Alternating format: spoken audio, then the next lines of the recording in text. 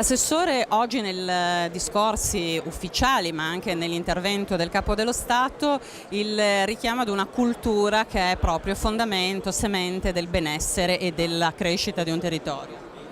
Beh, è decisiva, diciamo, l'istruzione, la formazione e la cultura sono decisive per lo sviluppo di tutti i territori e noi stiamo pagando un po' questa arretratezza che è strana perché abbiamo delle eccellenze formative, le nostre università sono riconosciute, sono eccellenti, le nostre scuole hanno una formazione veramente completa, però siamo molto indietro con i numeri, con le percentuali di ragazzi laureati, con la capacità poi anche di assorbire nel mondo del lavoro, ma è una cosa che chiama l'altra. Per cui effettivamente bisogna rompere questa tradizione negativa. L'Università di Udine da questo punto di vista sta facendo moltissimo con la creazione di corsi particolarmente attrattivi,